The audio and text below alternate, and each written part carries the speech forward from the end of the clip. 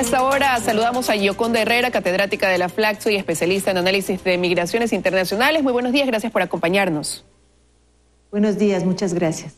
Bueno, estamos por cumplir una semana desde que el gobierno implementó el pedido de pasaporte para los ciudadanos venezolanos que ingresen al país. Me gustaría conocer cuál es su análisis de lo que ha conllevado esta decisión durante esta primera semana.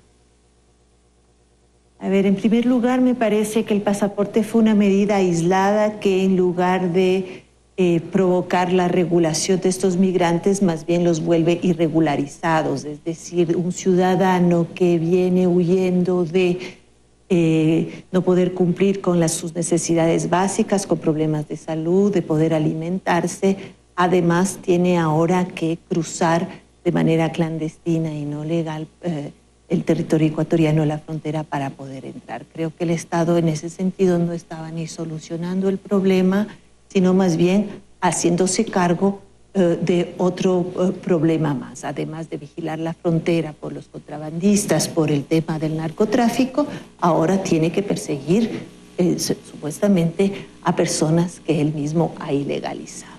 Es decir, creo que la respuesta conjunta el día de ayer de la conferencia de prensa muestra otra cara. Creo que es un avance el sentido de ver ya un Estado que está actuando de manera más integral, pero que todavía no resuelve la situación. Se argumentaba que el objetivo principal de esta medida era garantizar la seguridad de los venezolanos y de los ecuatorianos, pero escuchando su análisis se contrapone realmente a cuál es el objetivo principal entonces del pedido del pasaporte para los migrantes que llegan ya sea a quedarse o de paso acá al país. Sí, efectivamente me parece que el objetivo principal no fue precisamente el asegurar menos vulnerabilidad para la población migrante, sino todo lo contrario, la vulnerabiliza más. Tampoco creo que fue lograr mayor seguridad para la población ecuatoriana. Creo que es una medida muy pequeña y parte del supuesto de que per se la migración venezolana crea inseguridad, lo cual tampoco es cierto. Eso es una de las explicaciones que siempre surgen contra los migrantes, no solo en Ecuador, sino este momento en todo el planeta, en donde vemos que hay un recrudecimiento de las posiciones antimigrantes que construyen estos mitos de que por culpa de los migrantes tenemos delincuencia, por culpa de los migrantes tenemos inseguridad, cuando sabemos perfectamente que estos son procesos mucho más complejos que se deben a múltiples factores y que la gran mayoría de personas que delinquen o que están en contra de la ley no son los migrantes en ninguna parte del mundo. ¿Y cómo entender entonces estas cifras que maneja el gobierno? Han dicho que el 80% de quienes están ingresando desde Venezuela acá al país lo hacen con un pasaporte y solamente un 20% pues todavía intenta hacerlo con una cédula. Pues mejor aún si solamente, digamos, eso demuestra que no era tan necesario, digamos, imponer ese pasaporte, sino que más bien tratar de resolver de alguna manera el registro de esas personas. Me parece muy coherente que el Estado busque, ¿no es cierto?, mantener un registro claro y transparente de las personas que entran al país.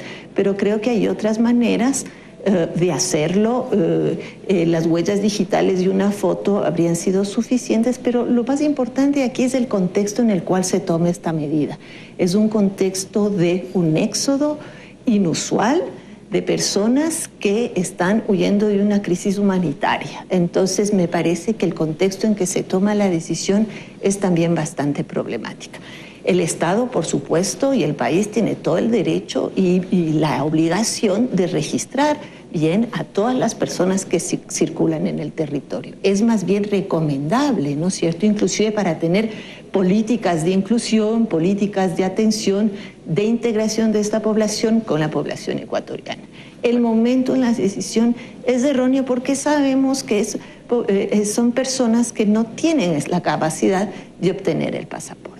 Definitivamente, y por eso hay testimonios de los propios migrantes que dicen que ellos igual ven la manera de ingresar, que lo estarían haciendo por Carchi, por el viaducto que hay, o por pasos alternos, y se calcula que hay 26 entre Colombia y Ecuador, por establecer un número. Pero también lo que se ha visto ahora es ese periplo de miles de venezolanos que se trasladan a la frontera entre Ecuador y Perú. Y esto a propósito de que Perú pues también va a aplicar una medida como la que ya está aplicando o ha puesto en práctica el Ecuador. Así que me gustaría invitarla a hacer un contacto con nuestra compañera Dayana Monroy. Ella se ha trasladado precisamente a la frontera con Perú para que nos cuente cuál es el ambiente a esta hora e inmediatamente retomamos el análisis. Así que Dayana, cuéntanos, por favor. Hola, ¿qué tal? Muy buenos días, Liz. Bien, la situación es esta, las imágenes son duras realmente sobre lo que han tenido que pasar a lo largo de la noche. Muchos de ellos han hecho una fila de alrededor de 12 horas y no paran de llegar hasta este centro binacional en Tumbes. Apuran el paso, pues saben que hasta hoy solo podrán ingresar con la tarjeta andina. Hemos conversado con muchos de ellos y la mayoría solo tiene este documento. Dirán, bueno, falta mucho para que llegue la medianoche, pero no, la fila está complicada, dura alrededor de 12 horas el poder realizarla. Recordemos que desde ayer el gobierno peruano instauró un nuevo y aún más estricto registro.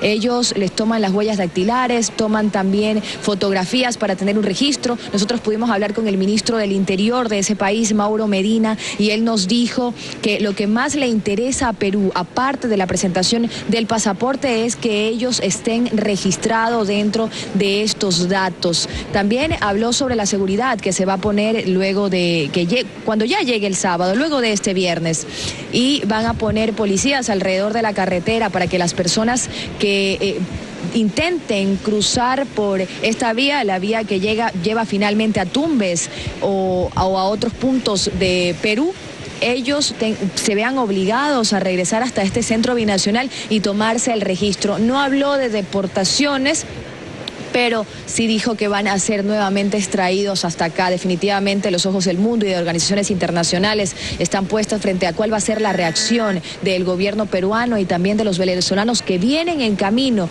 que tal como hemos conversado con muchos de ellos, son muchos los que están llegando sin este documento. Dayana, muchísimas gracias. Has contextualizado cuál es la situación a esta hora. Definitivamente imágenes que causan un impacto y que a todos nos conmueve, y para muchos de ellos el sentimiento debe ser: se nos cierran las puertas de alguna forma en Ecuador al pedirnos un pasaporte que es muy costoso, que no tenemos, y ahora Perú, y ante eso pues la desesperación de llegar. Desde su punto de vista, ¿cuál va a ser la consecuencia de esta medida que ya se aplicaría en dos países de los más concurridos por el éxodo venezolano?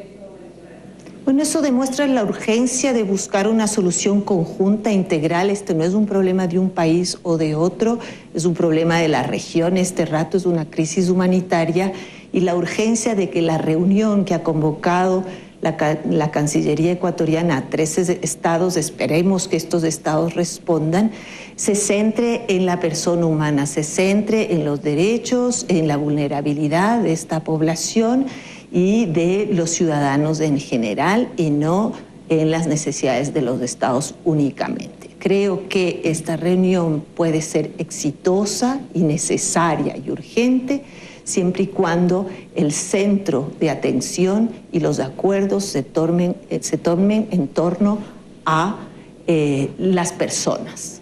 El camino podría ir una vez que hay este acuerdo de que se necesita una reunión al nivel de la región para adoptar una respuesta común, quizás. Podría ser el camino el que propone Colombia, esto es que la ONU designe un enviado especial que dé una respuesta regional a esta crisis humanitaria por un lado, y por otro lado que se dé paso a crear un fondo multilateral de emergencia para atender las necesidades que tienen precisamente los migrantes venezolanos.